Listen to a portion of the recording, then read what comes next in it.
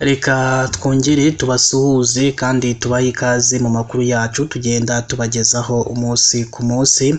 Uyu munsi ni ayahe makuru twabateguriye? Abantu 64 bamaze gusimburizwa ibyiko bikorewe mu Rwanda, naho kandi mu karere ka Nyanza gaherereye mu ntara y'Amajyepfo y'u Rwanda umugabo arakekwaho kwica umugore we, naho kandi muri Repubulika ya Demokarasi ya Kongo muri Kivu y'Amajyepfo umusirikare yishe umuyobozi washyizweho na leta, naho kandi muri Texas umwuzure umaze guhitana abantu 82 abandi baracyashakishwa. Ngayo rero amakuru twabateguriye, mu kanya gato turaje tuyarambure. Mbere rero yuko turambura aya makuru mwihangane muri munsi y'aya makuru murabona handitse ijambo subscribe cyangwa se abone, mukandeho n'akazugira kaza nako nimugasige nako mugakandeho, icyo gihe muzamushimange yuko mugiye kujya muba mbere mu kubona amakuru ndetse n'ibiganiro tugenda dutambutsa umunsi ku munsi. Muhundire rero bakunzi bacu, amakuru twabateguriye tuyahere kuri iyi nkuru aho abantu 64 bamaze gusimburizwa ibyiko bikorewe mu Rwanda. Ese byaba byaragenze gute? Ibitaro byitiriwe umwami Faisal bikorera i Kigali byatangaje ko kuva muri Gicurasi 2023 bitangije ubuvuzi bwo gusimburiza ibyiko abazirwaye. Kuri ubu abagera kuri 64 bamaze guhabwa iyo serivisi. Gusimburizwa abarwayi ibyiko ni imwe muri serivisi z'ubuvuzi zitangirwa mu mavuriro akomeye, ndetse kuba itangirwa mu gihugu biri mu bigaragaza intambwe u Rwanda ruri gutera mu buvuzi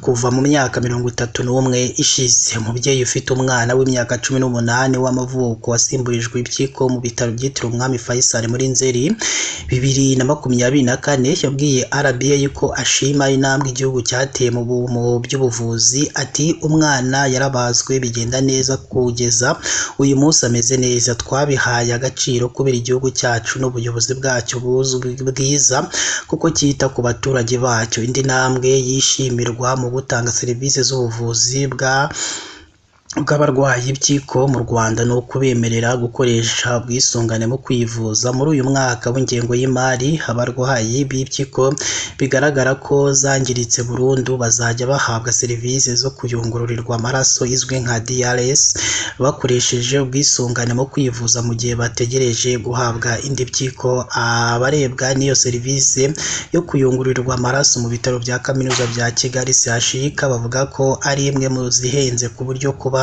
yarashyizwe ku bwisungane mu kwivuza bizaramira ubuzima bwa benshi. Imaniraguha Aimable ati nari naratangiye kugendera mu kagare sa n'uwataye ubwenge, ariko kuva nangiye guhabwa iyi serivisi ubuzima bwaragarutse. Ubundi iyo urwaye cyane uba wandikiwe kuyunguruza amaraso 3 mu cyumweru, ariko rimwe izo shuro nizuzuraga kuko byabaga bihenze kwiyishyurira. Undi murwayi w'ibyiko yagize ati ubwisungane mu kwivuza buzafasha benshi kuko ibyiko iraza ikakumaraho ubutunzi ufite, bizagabanya impfu za benshi kuko bamwe barapfa kubera kubura ubushobozi. Naho mu karere ka Nyanza gaherereye mu ntara y'Amajyepfo y'u Rwanda umugabo arakekwaho kwica umugore we. Ati umugabo arakekwaho kwica umugore we bapfa amakimbirane ashingiye ku businzi, bikekwa ko umugore we yishwe n'inkoni yakubiswe najyanwe kwa muganga. Amakuru agera mu itangazamakuru avuga ko ibi byabereye muri kano karere ka Nyanza mu murenge wa Busasamana mu kagari ka Nyanza mu mudugudu wa Rubona. Umugabo witwa Ahimana Felicien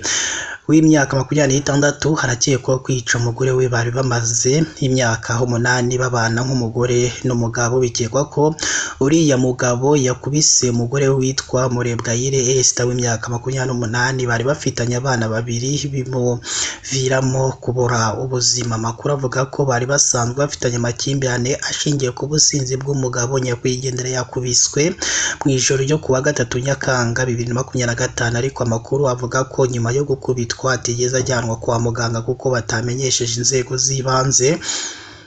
Abaturanyi be bakijije mu ijoro muri iryo joro, ari nabo batanze amakuru. Umunyamabanga nshingwabikorwa w'umurenge wa Busasamana Bizimana Egide yabwiye itangazamakuru ko RIB yatangiye iperereza ukekwaho kwica umugore we. Kuri ubu afungiye kuri sitasiyo ya RIB ya Busasamana kugira ngo nyine iperereza rikomeze. Uriya mugabo asanzwe akora mu kigo cy'amashuri cya Espanya nk'umukozi wo mu gikoni. Umurambo we wajyanwe kwa muganga ku bitaro bikuru bikuru bya Nyanza kugira ngo ukorerwe isuzuma mbere y'uko ushyingurwa. Naho kandi muri Kivu y'Amajyepfo, ubwo ni muri Repubulika Iharanira Demokarasi ya Kongo, umusirikare yishe umuyobozi washyizweho na leta. Byaba byagenze gute? Umusirikare wa Repubulika Iharanira Demokarasi ya Kongo ufite ipeti rya kapiteni yishe umuyobozi mu ntara ya Kivu y'Amajyepfo washyizweho na leta ya Kinshasa.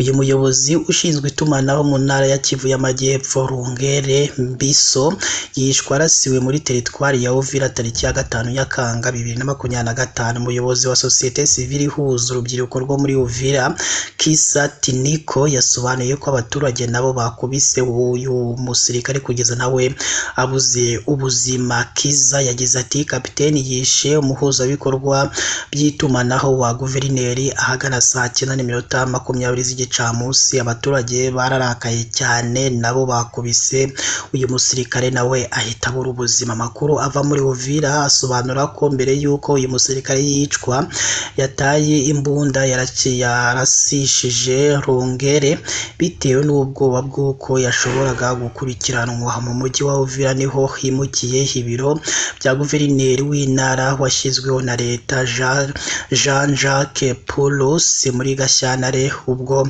ihuriro AFC 23 ryari rimaze gufata umujyi wa Bukavu. Naho kandi amakuru yacu tuyakomereze hano muri Leta Zunze Ubumwe za Amerika mu mujyi wa Texas. Umwuzure umaze guhitana abantu 82, abandi kugeza ubu baracyashakishwa. Muri Leta Zunze Ubumwe za Amerika umwuzure wibasiye umujyi wa Texas umaze guhitana abantu 82 mu gihe abandi bagishakishwa, harimo abana 10 bari mu biruhuko. Uyu mwuzure watewe n'imvura nyinshi yaguye ku wa 4 Nyakanga 2025 yatumye umugezi wa Guadalupe wo mu gace ka Kelly wuzura utangira kujya mu bice bitandukanye by'uyu mujyi. Abashinzwe ibikorwa by'ubutabazi bavuze ko uyu mugezi wa Guadalupe wazamutseho metero zirenga 6 mu masaha 2 gusa. Bakomeza bavuga ko hashingiwe ku makuru bahawe n'inzego z'ibanze zo muri uyu mujyi n'abaturage, nibura abantu 41 baburiwe irengero, barimo abana 10 n'umwarimu wabo bari muri Sama Cap hafi y'uwo mugezi, ndetse ibikorwa byo kubashakisha biracyakomeje.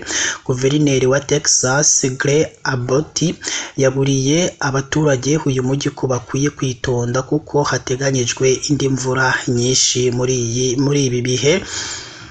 Ngaho rero bakunzi bacu, amakuru yacu uyu munsi twabateguriye yaragezweho ni hano tuyasoreje. Gusa icyo tubasaba ni kimwe gusa, nuko mwajya munsi y'aya makuru mukareba ahandi hatangirwa ibitekerezo, maze mukaduha ibitekerezo byanyu, haba ari igishima ibyo dukora, haba ari ikitugira inama ibyo tugomba guhinduramo mu makuru ndetse n'ibiganiro tugenda tubagezaho umunsi ku munsi. Ibyo biradufasha kandi nyine natwe bikadutera imbaraga, bitwereka ko turi kumwe n'abantu bacu, kuko nyine baba shaka ko tubahindurira icyo bashaka ndetse n'icyo badashaka. Niyo mpamvu rero natwe tuba duhari kugira ngo nyine dukore icyo mushaka.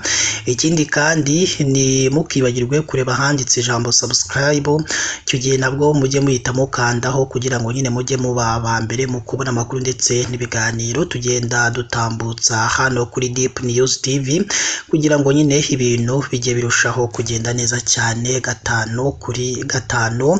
Imana yo mu ijuru ikomeze ibane namwe mu byo murimo byose bigiye bitandukanye.